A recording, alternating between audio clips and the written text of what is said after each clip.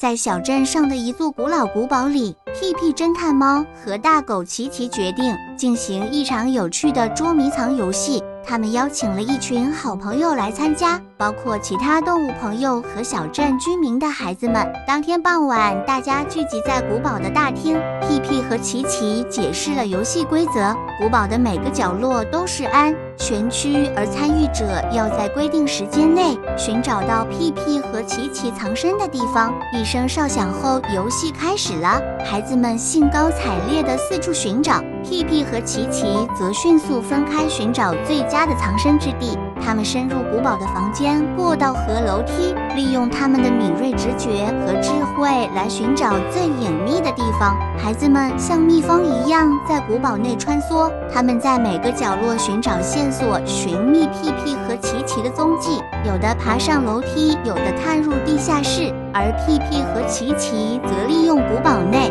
的暗道和隐藏的房间来躲避。时间一分一秒的过去，但孩子们似乎找不到屁屁和奇奇的踪迹。他们开始加大搜索的范围，检查每个可能的角落。古堡内弥漫着兴奋和期待的氛围。终于，一个机智的孩子发现了屁屁藏身的地方，其他孩子们纷纷涌向那个地方。屁屁被发现后，大家欢呼雀跃，为找到他而感到自豪。接下来，大家继续寻找奇奇。他们在古堡中穿梭，彼此合作，分享线索和观察到的细节。奇奇选择了一个更为隐蔽的藏身地点，让孩子们花费更多的时间和努力来找到它。最终，一个聪明的孩子注意到了一个微妙的线索，一撮狗毛，闻着气味，带领其他孩子找到了奇奇的藏身之处。大家激动地围绕着奇奇，庆祝着找到它的成功。